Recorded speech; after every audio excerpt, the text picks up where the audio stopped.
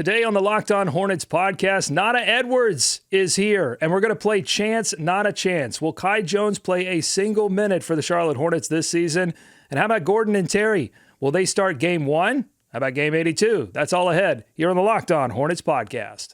You are Locked On Hornets, your daily Charlotte Hornets podcast. Part of the Locked On Podcast Network, your team every day. In a minute, cuz we live.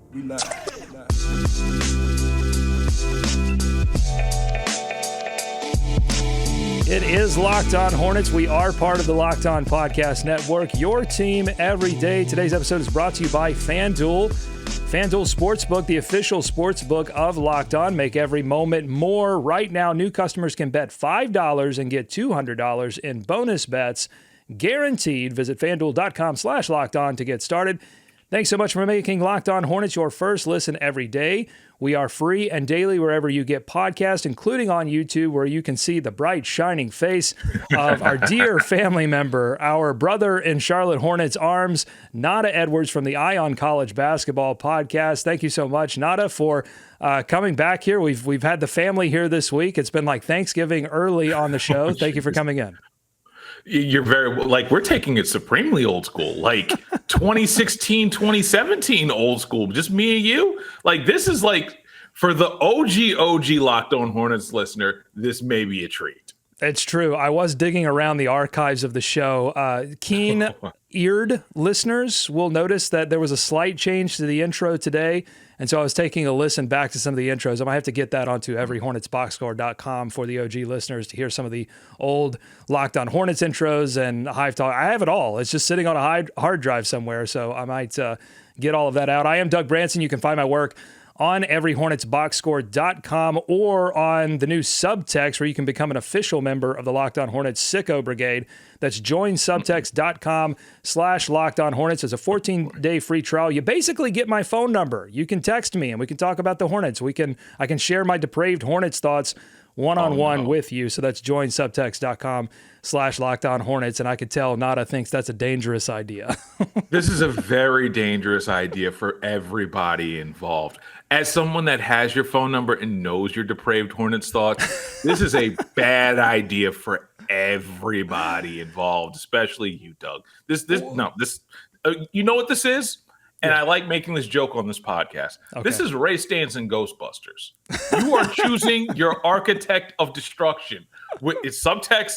Again, how did Doug just finally lose it all? He did subtext. He tried to make money with fans trying to text him back and forth. That's how Doug ended up going just completely insane. That's all of that is fair because you do have my number and I do text you random Hornets thoughts without any context. I do that, but for the subtext folks, because you're free, you're my friend, you can't go anywhere. But these people that are paying for this service, I promise I won't cross the streams. I will be responsible. But it will be depraved. Okay, let's talk about what we're going to talk about today, which is Chance, Nata Chance, one of my favorite games. It is Hornets fandom's favorite game on the planet. I'm going to give you a topic, and you tell me, is there a chance that it happens, or is it Nata Chance? Okay, you like that? Let's go. Again, I love this game. I'm pretty sure America loves this game. I'd like to think it's not just Hornets Nation that loves this. It's America's game. It's true. It is spreading. It is spreading like a virus. It is spreading. All right, let's start. First topic, biggest topic this week. That is Kai Jones. We saw the Instagram lives. I'm sure you've commented on it on social media. You've seen the conversation around it. So Chance, not a chance. Kai Jones plays a single minute for the Charlotte Hornets next season. So this is a two-part answer. There's not a chance he plays for the Charlotte Hornets this season. Wow. There is a chance that he plays for the Greensboro Swarm for the last year of his contract. That's nuanced. I don't see how you can bring him into that locker room without him being Tyrese Thomas 2.0. And I don't know if it's Nick Richards who's most likely going to shove him in the locker. I mean, Mark Williams had probably the funniest response to all this, and the most responsible response to this with one of my favorite video clips ever. But I'm waiting for somebody to just shove him into a locker, remind him that, you're not that strong. You're not this, you're not that. And if you were this good, you'd have been playing already. I don't want to like make light of drug issues or anything like that, but at the same point, what was inside of your head to the point? And then granted, the answer probably is not much, but what was inside of your head to the point where you thought, yo, I could spout off about this because you know what? My career might be towards the end. And it's not like there aren't 29, 30 other teams that might need my services. Granted, a lot of them may be G League contracts, but that's neither here nor there. I'm just wondering what's in his head because clearly it's just I'm going to sabotage my career at the most vulnerable point in it. And that's something that even James Bouknight's not doing. We see James Bouknight. He's being a socially responsible human being. Well, he went right to the edge, right? He went right. Bouknight went right to the edge. It seems as if Kai went to the edge, looked over the cliff, and then decided to jump. Yeah. Jump. Right. Yeah, he decided, I'm athletic enough. I can jump to clear whatever gap this is and then realize, no, I'm not that bright. And unfortunately, I didn't think we would be at a point where James Bouknight would look like the model citizen 12 months later compared to Kai Jones. Kai Jones was sweet, innocent. Now we find out the real crazy one is Kai Jones instead of James Bouknight. I never thought we'd be here. So I like your nuanced take there that he won't play a single minute for the Hornets, but he might get stashed in Greensboro. And I think, to me, that's where the conversation is landing a little bit. And some of the comments around this in terms of the future for Kai Jones, there's a camp that thinks you don't need this distraction. It's pointless. Just let him go. The cost of letting him go are not that high. So just let him go free. And then there are other folks that see him Euro stepping in summer league. They see the slam dunks. They see the athleticism. They wish for him, to have shooting potential, to open up something at that center position. And they say, you can't let this guy go. There's just too much potential. Maybe there's a way to solve this. And I think the problem is with the Greensboro idea is that Mark Williams isn't going anywhere. Nick Richards just signed a 3-year contract. Now, it's a tradable contract. He could go somewhere, but he's not going anywhere. And so, if this did indeed cause, some locker room rifts among the center rotation, that may not change. It's not as if those are veterans that are on their way out. I mean, these are young guys that we're talking about here. And the other problem is they might need Kai Jones. If they don't go out and sign another center, they're one ankle tweak, they're one back strain for Nick Richards or Mark Williams away from needing Kai Jones, who there's always one person who jumps in the comments and says, well, Kai Jones is a 4. Well, I don't care if you think Kai Jones is a 4. I don't care if Kai Jones thinks he's a 4. I mean, I think Kai Jones thinks he's a 1. No one in the league thinks he's a 4. That's the problem. He can't shoot, and you can't play him next to a 5 who can't shoot. You can't have 2 guys on the floor in today's NBA. You can barely have 1 guy that can't shoot, but you definitely can't have 2 guys that can't shoot threes. And so Kai Jones is not a 4 on this team. Maybe he's a 4 on some other team.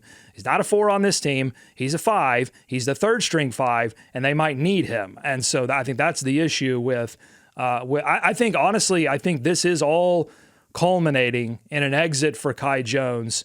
And the Hornets have an open roster spot for situations like these. I mean, if they didn't want to get rid of Kai Jones, they have the open roster spot. They could go out and find another center. But it's a difficult situation for sure. It's absolutely difficult situation. And let's be real here. Kai Jones is James Nagy deciding, you know what, Barcelona is better than Greensboro, and I'd rather not have Waffle House 20, 30 games this year playing for the Swarm away from not having a roster spot at all. So I guess that's the other thing about this. You are having to justify your existence on the roster this year, and you pull this.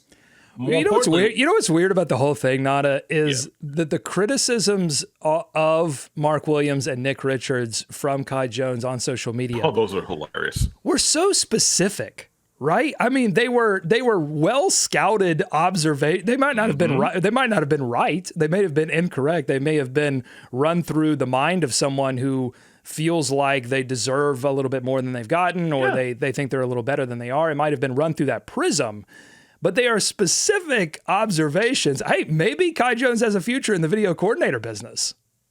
Well, look, it's the most basketball IQ he's shown in 3 years. Let's be real here.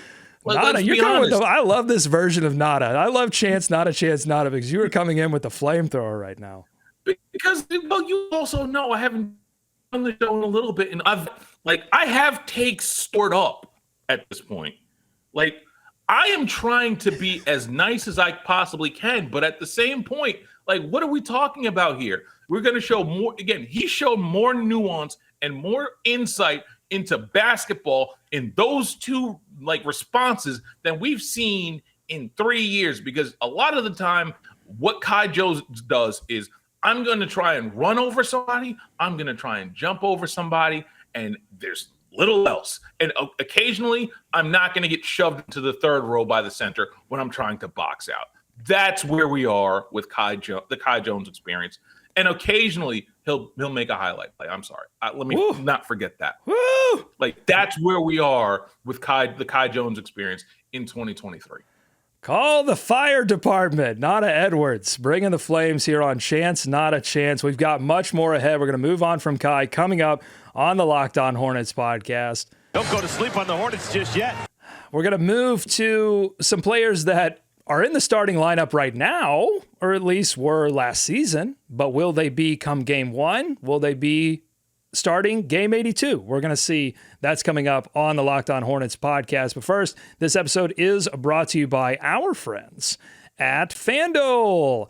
Get ready for the NFL season with incredible offers from FanDuel, America's #1 sports book. Right now, new customers can bet $5 and get $200 in bonus bets guaranteed. Plus, all customers who bet $5 will get $100 off NFL Sunday Ticket from YouTube and YouTube TV. Now I'm doing the math here. Beep, boop, boop, boop, boop. Yep, that's a good deal. Now is the best time to join FanDuel. The app is easy to use, and you can bet on everything from spreads to player props and much, much more. So visit FanDuel.com/lockedon and kick off the NFL season with an offer you won't want to miss. That's FanDuel.com/lockedon. FanDuel, official partner of the NFL.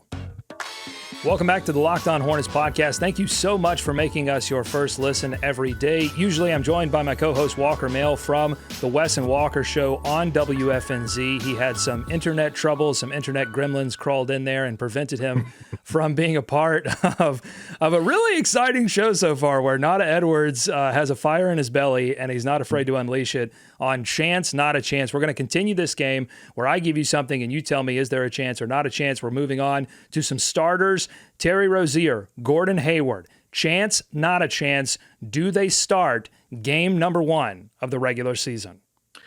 Yeah, no, that's high probability, 99.999% chance that they both start again, game 1. I just feel like at this point, we're talking, again, no matter your feelings about Terry Rozier and his defense, you need the floor spacer out there because who else is shooting threes? Let's be real here. And then on top of that, Gordon Hayward, for everything that we loathe, that we don't like about him, he's at worst, the second best playmaker on the team. And then on top of that, he might be at the worst, your third best perimeter defender. You still need that. I mean, we both have heard Cliff say, you start the game with your best defensive 5 players. So until Miles Bridges comes back, and even then, it's going to take some ramp-up time, you kind of need that guy. You kind of need Gordon Hayward. It's his last year in the contract. You may be done with him. I don't fully subscribe to that idea because you can't for multiple reasons. But I think they're going to be there. Now, the other question I know you're going to ask me, that's far more interesting on this topic. Yeah, well, we'll get to that in just a second, but I want to follow up here and ask you, because to me, the one, well, I guess, yeah, there is one guy, because game 1 is the question itself. We have to factor in the fact that Miles Bridges will not be available because he'll be serving the 10-game suspension. So you're slotting PJ Washington into the starting lineup already in game 1. But the one guy that you're factoring into this idea is Brandon Miller, the rookie. Will he be ready to start game 1? Will the coaching staff be willing to give him that opportunity to start game 1? And I guess at the 3 or the 2. That's why this question is Terry Rozier, Gordon Hayward. So how much does Coach Clifford being the coach factor into your 99.9% chance of Brandon Miller not starting game 1? Uh, uh, not. I think he gets. I think Brandon Miller gets heavy minutes. I don't think he starts. I think defensively, the strength issue is going to be very, very apparent. Despite the fact that if you listen around to that team, there's a great amount of people that seem to say that Brandon Miller is going to be better than a lot of people think right now. So I am one of those that believes, okay, Brandon Miller's going to play a lot. I don't think he's going to start. Now, granted, that 5% chance, like we've seen this before with this team. A rookie comes out and then he makes you really rethink your entire rotation. We've seen this before with PJ Washington. It wouldn't surprise me if Brandon Miller was the same way at this point. Yeah, I don't know that a whole body transformation is possible in this short window of time. And maybe, maybe there's a universe in which he did not get mono and he was able to just stack on weight heading into the draft process and maybe get a little bit ahead of that. And then I think he still might have come in a little bit undersized. But all of that did happen. And so, yes, I think it will take time for him to find his NBA body. And until then, you do have a coach in Steve Clifford who, as you said, believes that you've got to have your best lineup in terms of being able to stop the basketball and still produce on the offensive end of the floor. Exactly. And so I think he's going to look for Brandon Miller to be that punch off the bench early on. So let's move on to the second part of this chance, not a chance. Will both Terry Rozier and Gordon Hayward be starting game 82? Will they end the season as starters? I think you have two choices. I wish there was a chance or not a chance. I think not a chance. I think Woo! I think both. I think there's a good chance we may see both not start. Wow. I think because Brandon Miller's game, who Brandon Miller's game reminds me of, at least in year one, is probably going to remind a lot of people of in year one. And I hate using this name because people cannot be rational about this name. Okay. But 2016, first year Nick Batum with a little bit better shooting. Okay. I think he can play make in a way that you can just do a lot of things with. I think he can shoot in a way that only Terry Rozier can match. I think he'll be able to defend. I think he'll fit in. I do think Brandon Miller starts closer to the end of the year because I don't think he'll be deniable at that point. And then on top of that, I think if you're going to bolster the bench, the best way to do it is with Gordon Hayward, and Miles Bridges gives you that chance if he's going to be that kind of player, the player that he was before he left. Now, granted, the chances of that, I don't know. We don't know yet, but I do believe that there's a really good chance that the starting lineup for the Charlotte Hornets in game 82 headed into a play-in tournament situation, or better yet, a playoff scenario, is LaMelo Ball, Brandon Miller, Miles Bridges, PJ Washington, Mark Williams. I do think there's a really, really good chance that's the starting lineup going into that scenario.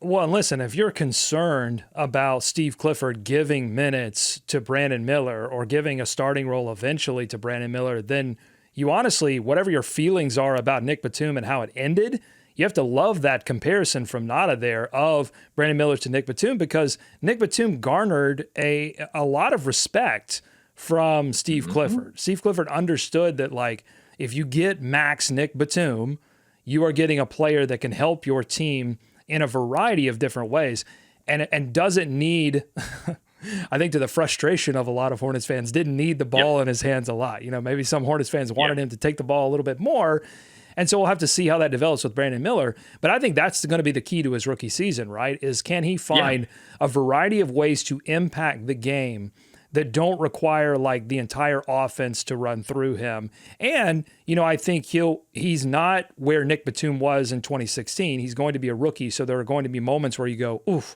if he were a little bit stronger, oof, if he had a little bit more experience there, he would have been able to navigate that particular pick and roll coverage a little bit better. There are going to be all those learning moments.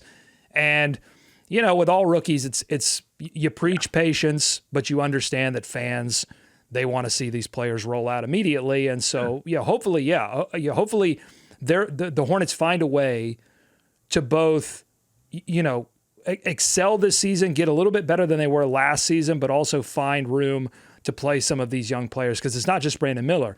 They've got Nick Smith Jr. They've got a number of rookies. Yeah, Nick Smith. Yeah, they've got to develop these guys. That's another guy.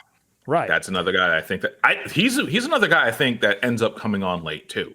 Like, I think they kind of nailed this draft. And the other thing about the Brandon Miller thing is that there's a familiarity with those type of players, the Nick Batums of the world. Hedo Turkoglu was another one. Like, Cliff loves talking about Hedo Turkoglu. Yes, he does. Yeah, like, he loves talking about. So can I see Brandon Miller in a Hedo Turkoglu role where you're talking about a guy that gives LaMelo some off-ball ability to do some stuff off-ball, and with a bigger size, bigger skill set, better passing. And the one game that I keep coming back to where I'm like, this kid's going to be fine, ironically, is the one game in Summer League where he showed up. Like, the shooting didn't show up. The Warriors game where he had 7 assists, where he was literally like, they're doubling him in Summer League, and he ends up facilitating and hitting the open guys, getting 7 assists out of a bunch of bums for the most part. I think he's going to be a lot better than people think. I think he's going to end up surprising a lot of people. And I do expect all NBA from him, all rookie NBA first team this year. I expect all NBA. I've got high. At least I want that. I mean, I want that desperately. I don't want Hedo Turkoglu. It's fine if he's Hedo Turkoglu year one. That's fine. But he's got to go higher than Hedo. He's got to be, he's better than that if you're the number 2 overall selection. And we just talked about Baron Davis. You can't take Scott Burrell's number, and you can't take Scott Burrell's number and not do something better than Scott Burrell. You know what I mean? I know exactly what you mean. And we talked about Baron Davis in the last episode, and we went over his rookie stats, which, I mean, he came on to us in a similar situation, drafted 3rd overall. And that team in 99-2000 was stacked. And they had David Wesley, who was a veteran point guard. And they had Eddie Jones, who ended up being All-NBA that season and had, the ball in his hands a lot. And so Baron Davis came off the bench, and his stats, weren't gaudy. And then year 2, he got his opportunity. And he, got a couple before he left the Hornets organization, Charlotte, New Orleans. He had a couple of all-star bids under his belt. Yeah. So, preaching patience, understanding that guys that fans are going to want to see this guy play. There will be frustration, but there are going to be some amazing moments as well. All right, we're going to move on to a lightning round version of Chance, Not a Chance. I've got a stack of questions for Nata. We're going to move quickly, but it will be fun. Coming up on the Locked On Hornets podcast. Don't go to sleep on the Hornets just yet. The NBA has a new rest policy. So I'm wondering from Nata, Chance, Not a Chance, do the Hornets ever qualify for this new NBA punishment under this new NBA rest policy? We'll give you the details coming up in the next segment. But first, this episode is brought to you by our friends at Jace Case. Everyone should be empowered to care for themselves and their loved ones during the unexpected. That's why Jace Medical offers the Jace Case. The Jace Case provides 5 life-saving antibiotics for emergency use and gives you peace of mind so that you are not just hoping that you have access to medication in an emergency. Jace Medical makes sure that you actually have that medication in hand. Jace Medical is simple. They handle everything from the online evaluation to licensed pharmacy medication delivery and ongoing consultation and care. Don't get caught unprepared. Save more than $360 by getting these life-saving antibiotics with Jace Medical, plus an additional $20 off by using the code LOCKEDON, all one word. Locked On is the promo code at checkout on jacemedical.com. That's JASE medical.com. Promo code Locked On. One more round, a lightning round of Chance, Not a Chance. That's ahead on the Locked On Hornets podcast. Final segment here on the Locked On Hornets podcast. This has been fun. We've done Chance, Not a Chance the entire show. I hate to see it end, but we're going to end with a lightning round. I've got a bucket full of questions. Are you ready, Nata? I'm here for this. Let's finish this off with a bang. I've already set the flame. I'm trying to put the flamethrower down. I can't help myself though. All right, we're going to start this off with a little bit of rest. That's the NBA's new rest policy. A few details here. The NBA trying to get some of these teams to stop resting stars on the road, at home. They want teams to play their players. Fans are loving this. But there are some details here. You have to have star players. And I think the most interesting thing about this is that they actually defined what a star player, we argue about it all the time. They defined it. They said star player, if you've made an all-star or an all-NBA team in the last 3 seasons, you are officially an NBA star. And so my question is, will the Charlotte Hornets even qualify for punishment by having 2 NBA stars on their roster? You have to have 2 to qualify to be punished. You have to rest both of them under this new NBA rest policy in the next 3 seasons. I actually believe in the talent on this roster. I think I believe there's a chance that this happens. Wow. I think it's a 40% chance, but I do think that it'll be LaMelo Ball, absolutely all-star. It's the question whether it's Brandon Miller or it ends up being Miles Bridges going back to his previous form. As we know, he came incredibly close 2 years ago to being an NBA All-Star. So I do think there's a really good chance. And more importantly, I can easily see a scenario where though one of those two is banged up, they end up eating the initial $300,000 fine for missing a game, because you know what, the playoffs matter more. In this scenario, I can see a chance of that actually happening. Yeah, I initially put this at 5 seasons, but I think there's a really good chance that Brandon Miller reaches all-star status in 5 seasons. But will he reach it in 3 seasons? I think that's a more interesting question. Will that second season, will it see more opportunity for Brandon Miller, and what will he do with that? You know, will it be a similar situation that LaMelo Ball had? But LaMelo Ball had that amazing rookie season, right? He had the Rookie of the Year, and that propelled him into that second year. So really, you're talking about in that 3rd season, will he have a great second season? I think it's the 3rd season. I think it's more the 3rd season, because you're going to have the strength official 2 years in an NBA weight training program. The shooting is probably still going to be there. The assists are going to skyrocket. I do think that it's going to be one of those scenarios where we're talking in 3 years and it's like, hey, the Hornets actually have multiple all-stars for the first time in God knows when. Yeah. And then, you'll be doing cartwheels on the show. And I'm in my head, it's a much happier scenario than Hornets fandom right now at this point. Yeah, and for Miles Bridges, I think it's difficult to say that there's a chance that happens, because, will he immediately return to form? I think that's difficult to try to figure out. And also, will he be here long term? Because I think he will test the market, and I don't know that the Hornets are necessarily in any kind of advantageous situation after the way that the negotiations went initially with Rich Paul and company to be the team that lands him. And so I think it's difficult to bet on that. And then I'm not going to bet on this front office as it's currently constructed on going out there and finding another all-star, finding an all-NBA level player in either the open market or making a trade. There's just no evidence that they are much more pessimistic on this than I am. Well, there's no evidence. It's not about pessimism. It's just about facts. I mean, there's just no evidence to indicate that this front office is either willing or capable. I don't know which one it is, but it's one of those. They're either not willing to go use those tools or they're not capable of doing it. But I don't subscribe to the theory that they'd like you to believe, which is that Charlotte is just such a market that is so unattractive that players don't want to come here. I don't buy into that. I think there's a way to make it happen if you wanted to make it happen. Yeah, you might have to hold a player hostage for a year and try to convince them then, but at least you give yourself that opportunity. So I'm not going to bet on that. So really, I do look at Brandon Miller as the case for, there is a slight chance that the Hornets after 3 seasons have 2 all-stars and then, could possibly face punishment for this new NBA rest policy. All right.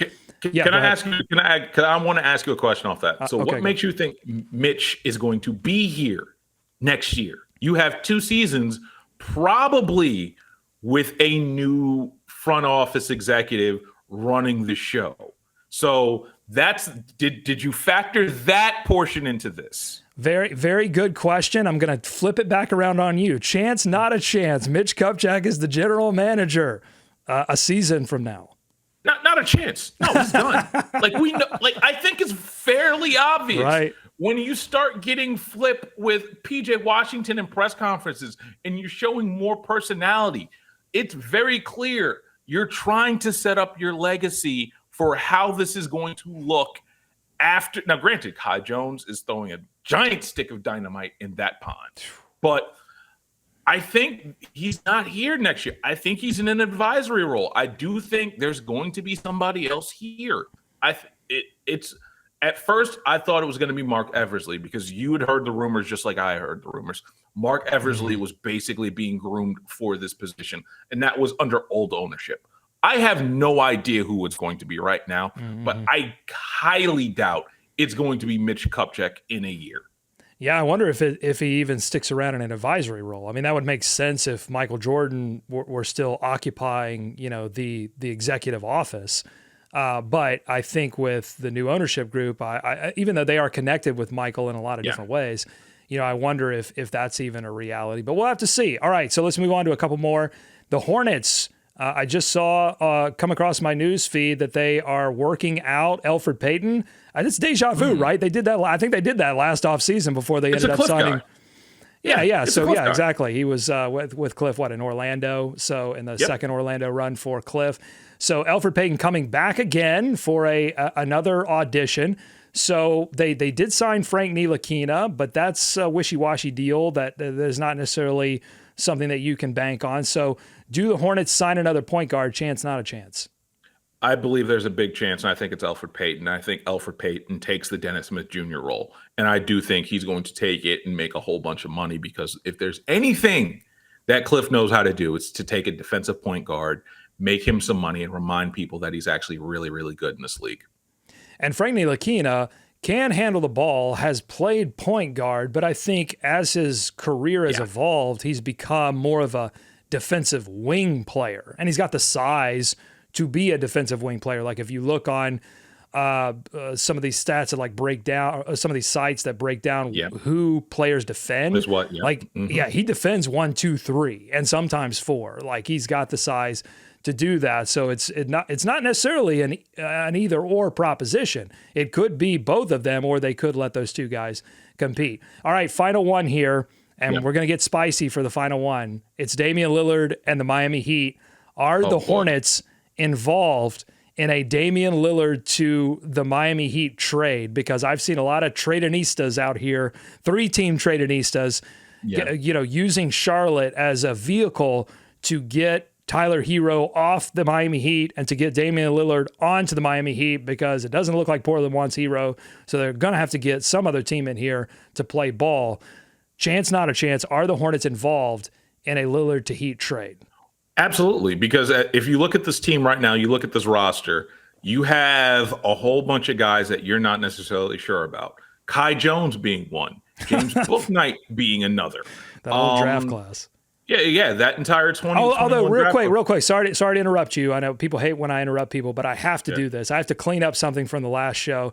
Because I think Walker mentioned that Scotty Lewis was a second-round pick in that draft. I think that's what he was insinuating, but it was actually JT Thor, and someone called me out on the comments that I wasn't. The problem wasn't that I heard it and I didn't correct that it was JT Thor, because I am the president of the More Thor movement, and that would be an embarrassment if I didn't correct that. That's not what happened. The fact is, when Walker talks, I just rarely listen because I'm trying to think.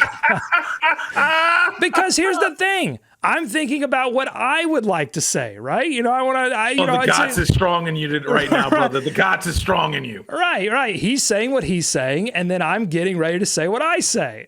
So that was the problem there. But yeah, JT Thor was the second-round pick in that draft. Anyway, go on. Lillard, Heat, Hornets are involved. Chance, not a chance. You think there's a chance? Go on. Oh, there's so many there's so many misshaped pieces that it makes more sense for them to be involved in one of these trades.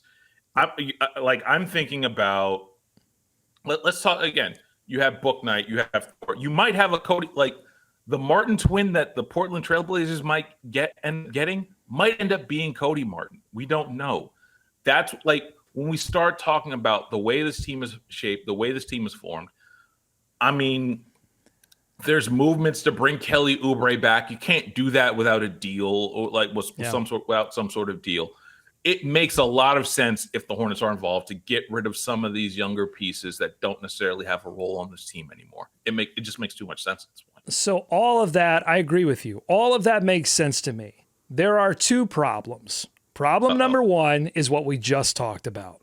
Mitch Kupchak is the general manager, and I just haven't seen any evidence that he can actually get a deal done. I've seen a lot of evidence that they've been involved in a lot of talks. There were rumors that they were talking about Donovan Mitchell, but nothing ever gets done. And I think they would actually hold up a deal. I think at some point, Miami and Portland would go, all right, enough. We're going to go find someone else to do this deal with because we're tired of messing around here and we want to get this deal done. So I think that's problem number one. Problem number two is that I look at a lot of the construction of these 3-team or 4-team deals that involve Charlotte, and people are moving pieces around and they're using the trade machine. And somehow Charlotte always ends up with the garbage pile. They don't have to give up a lot. They give up, like you said, Kai Jones, Gordon Hayward, a lot of these pieces that fans would be like, whatever, fine, they can go. It's not like they're giving up. Can I stop you right quick? Yeah, go ahead. I don't see any chance in hell. And I put, we talk about chance. There's no chance in hell Gordon That's Hayward another is category. involved in Next time we're going to play chance, not a chance in hell. Yeah, there's no chance. There's zero. Let's stop with the trade. There is no chance in a trade that involves Damian Lillard that Gordon Hayward goes anywhere. Let's get that out of everybody in the trade machine's head. They still love that guy way too much, and he does way too much in that building, even only playing 50 games, for them to ever really consider that. I love that. I love that idea that he does way too much in the building. It's not just on the floor. Like, he's cleaning up after games. He's taking people's tickets. Well, I don't know if we take tickets anymore. We eyeball scan people now, but he's doing it all, folks. I mean, he is serving concessions. Where do you think halftime. Kai Jones got the scouting report from? My biggest issue with the Tradenistas out there is that Charlotte always ends up with Hero and Duncan Robinson and all of these wings that can't guard. That's not what the Hornets need. If you're going to write an article and involve the Charlotte Hornets in a trade, you should at least consider that the Hornets need a little bit more defense. They don't need more offensive talent. It's not what this team is ultimately looking for. That's why they went out and got Frank Ntilikina in the first place and took that low risk. That's why they're working out for Peyton.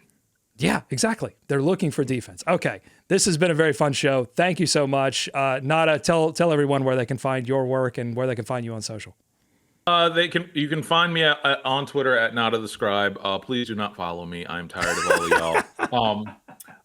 You can find my work though. I produce the Eye on College Basketball podcast. I produce a few other podcasts, the Daily Fantasy, a whole bunch of other ones.